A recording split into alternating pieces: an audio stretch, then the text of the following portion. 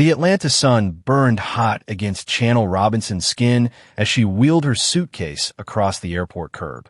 She had said her goodbyes, too many tears, too many hugs, and now all that stood between her and the next chapter of her life was a 13-hour flight to South Korea. Channel was 26, radiant with soft brown skin, tight coily curls, and eyes full of wonder. A lifelong lover of children, she'd spent the last 2 years working in underfunded American classrooms, often feeling burnout and overlooked. She was leaving behind a failed engagement, a job that undervalued her, and the weight of always being too much in spaces that barely made room for her. But when she saw an ad for an international kindergarten in Seoul hiring native English speakers, something in her heart said, go. The offer from Happy Grove International Kindergarten felt like divine timing. But it wasn't just a new job. It was a chance to disappear, to begin again in a country where no one knew her name. She hadn't expected to get the job. But now, here she was, passport in hand, her mind buzzing with excitement and fear. And somewhere over the Pacific Ocean, she whispered to herself, let this be the place where I matter. The school was nestled in the quiet outskirts of Incheon, framed by cherry blossom trees that were just starting to bloom. Happy Grove Kindergarten had pastel-colored walls, soft mats, and laughter that echoed through the halls like music. Her class had 10 children. Some were shy, some energetic, some mischievous, but none of them intrigued her like Junio. He was 5 years old and deeply withdrawn. Most teachers found him difficult. Channel saw something else familiar. A quiet 5-year-old boy with jet black hair and deep, distant eyes. While the other children sang, danced, or tugged at her sleeve, Junio sat in a corner, clutching a small blue dinosaur. Don't be alarmed, the Korean teacher whispered. Junio has autism. He doesn't speak, and he doesn't like being touched. He's had 3 teachers in 6 months. He never connects. Channel didn't push. Instead, she sat near him during playtime, building Legos silently. She didn't expect a miracle. She just wanted him to feel safe. On the 4th day, when she passed him the blue Lego piece he seemed to be searching for, Junio looked up and smiled. It was the tiniest smile, but it changed everything. Channel met Mr. Lee Miho at the end of her 2nd week. She was tidying up crayons when a tall, sharply dressed man entered the classroom. His face was serious, handsome, and tired. Hello, he said in slightly accented English. I'm Junio's father. Oh, she stood up quickly, surprised by how young he looked. 30, maybe 31. His black hair fell across his forehead, and he had the kind of jawline people wrote poetry about. I'm Channel, she said, extending her hand. I'm his new teacher. He looked around the classroom. He seems calmer. Channel smiled. He smiled yesterday. Miho's eyes widened. He smiled. She nodded. For a brief moment, the walls between them cracked open, and she saw pure, unfiltered joy. A rare thing. Thank you, he said quietly, bowing. That was the first conversation. It wouldn't be the last. Over the next few weeks, Miho began picking up Junio himself more often. Channel learned he was a software engineer who worked from home since his wife passed away 3 years ago in a car accident. He was soft-spoken but warm, protective but not controlling. He always lingered for a few minutes at pickup. Sometimes they talked about Junio, other times about food, sometimes nothing at all. She learned how to say thank you properly in Korea. He learned how to pronounce her name like music. One rainy Friday, as she stood under the school's narrow awning, umbrella-less, Miho appeared beside her, holding a navy blue umbrella. May I walk you to the bus stop? She looked at him. Something stirred. She said yes. Their first official outing was accidental. Miho invited her to dinner after she helped calm Junio from a meltdown during a fire drill. It was a small restaurant tucked into an alley near the Han River. They sat at a corner booth, bowls of bibimbap steaming between them. You eat well with chopsticks, he said, teasing her gently. I had 2 weeks of YouTube tutorials before coming here, she grinned. He laughed. A real, deep laugh. They talked for hours about grief, about culture, about music. He admitted he'd never met anyone like her. She confessed she'd never felt this seen. But when she reached to brush hair from his forehead, he gently pulled away. I like you, he whispered. But it's complicated. She nodded. I know, but still something had begun. Spring melted into summer. Junio began drawing pictures of dinosaurs and Channel, stick figures with big smiles. He even said her name once, softly, Nell. Miho was there when it happened. He cried. That night, he texted her for the first time without mentioning Junio. Are you free tomorrow? She was. They went for a hike up Bakansa Mountain. He packed snacks, and she brought a playlist. At the summit, wind whipping around them, she turned to him and said, You don't have to be afraid to love again. He didn't answer with words. He kissed her. Dating in secret wasn't easy. South Korea was warm and kind, but not always understanding. A black foreigner, a Korean single father, an autistic child. It was a triangle that didn't fit neatly into society's expectations. Some mothers at the school whispered. One of the teachers gave her a look that said, Really?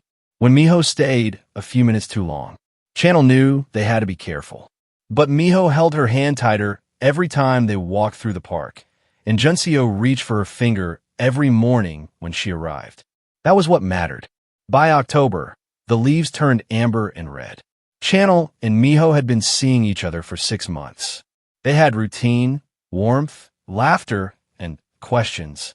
Will you stay? He asked her one night, curled up on his couch as Junio dozed off beside them. Her contract ended in March. I don't know, she whispered. But she did. She just wasn't ready to say it out loud. February brought cold winds and tearful goodbyes. Her visa was expiring. She packed her suitcase again, this time with sweaters and handwritten notes from children. Junio drew her a final picture, a house. 3 stick figures. Mihi wrote, Appa, Channel teacher. She cried. Miho didn't say goodbye at the airport. He kissed her forehead and said, Come back to us. 3 months passed. Spring has returned. And so did she. With a new visa, a new job, and a heart ready for the next chapter. This time, when she arrived at the school gates, Junio ran to her.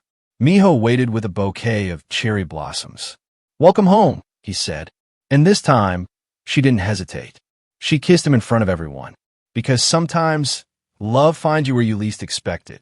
And sometimes, it looks like a quiet boy, a tired man, and a woman named Channel who changed everything. Channel's new apartment was small barely enough for a bed, a desk, and a balcony, but it was hers. Miho visited often. Junio even more. They'd curl up on the floor together with takeout and Junio's dinosaur books. One evening, Miho looked around and said softly, You make even small places feel like home. And then, in the quiet, Channel whispered the question she'd been holding. What are we now? Miho smiled. We're what I prayed for when I thought I'd never feel again. It wasn't an answer, but it was enough for now. A month later, Miho took Channel to meet his parents.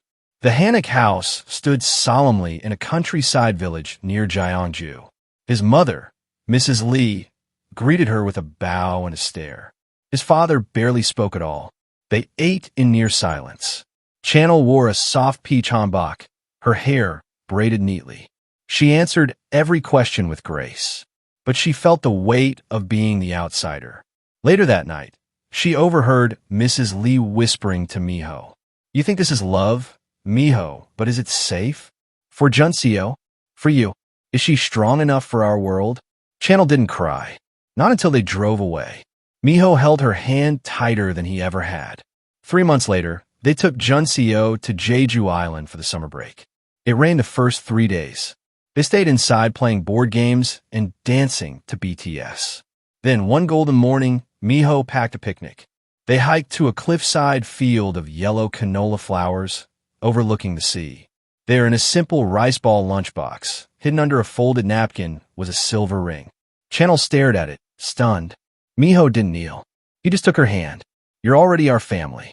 This just makes it official. Junio grinned and said, Channel whispered, Yes. 1,000 times yes. News of the engagement traveled fast. Happy Grove Kindergarten was a small community. Some parents were thrilled. Others withdrew their children quietly. Channel walked through the hallway and felt the stares. One afternoon, a Korean teacher approached her and said, Some parents think it's too soon. Too different. Channel took a deep breath and said, Junio chose me before his father did. That's all the proof I need. Later that week, Miho asked her if she wanted to resign. She said no. I want to be seen. Fully. He nodded. Then I'll stand beside you. The wedding was planned in 3 parts. A small traditional Korean ceremony for Miho's parents. A backyard Atlanta wedding for Channel's family. A private seaside vow exchange in Busan, just the 3 of them. Channel wore white lace. Junio wore a bow tie and carried the rings. Their vows were simple, honest. I vow to love you in every language our hearts speak. I vow to protect our quiet spaces. I vow to let our love grow beyond fear. And when they kissed, Junio clapped like the sky itself was cheering. Being Junio's stepmother was beautiful and brutal. There were days he withdrew for hours. Days he cried and didn't want to be touched. Channel read every book she could on autism. She attended therapy sessions with him. She learned his cues, his silences, his joys. One night, Junio woke from a night terror and screamed until he was hoarse. Channel sat with him, whispering his favorite dinosaur names until he calmed down. He curled up in her lap, his tiny hand on her chest. You smell like happy, he mumbled. She wept. Channel missed home. Sometimes she longed for cornbread and her grandmother's Sunday choir. For hair salons where no one asked if they could touch her curls. She started a blog. Foreign, familiar, forever. It became a quiet hit among Black expats and interracial families in South Korea. Miho encouraged her to turn it into a podcast. Tell your story, he said. It's not just yours anymore. It's ours. Miho lost his job during a mass tech layoff. Money grew tight. Stress thick in the air. They fought more. Slept less. Channel considered going back to the States. Junio's progress was slowing, and she blamed herself. One night, Miho shouted, You don't belong here, do you? Channel packed a bag. But before she reached the door, Junio placed a note in her hand. Don't go, Amma. I need you to be my brave. She unpacked, and they began again. Channel started teaching part-time and consulting for schools on neurodiversity inclusion. Miho freelanced remotely. Together, they built a rhythm that wasn't always pretty, but it was theirs.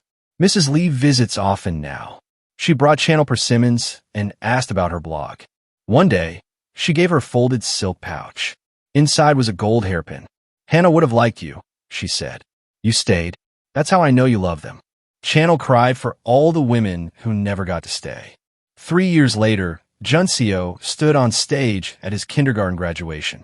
He didn't speak much, but he looked out into the crowd, found Channel, and said into the mic, My mom is my safe place. Miho held her hand. Channel smiled through tears. She had come to Korea with a broken heart. Now her heart had 2 homes. Thank you for watching. If you enjoyed the story, please like and share your views with us in the comment section. Also subscribe and click on the notification bell to be notified about all new stories.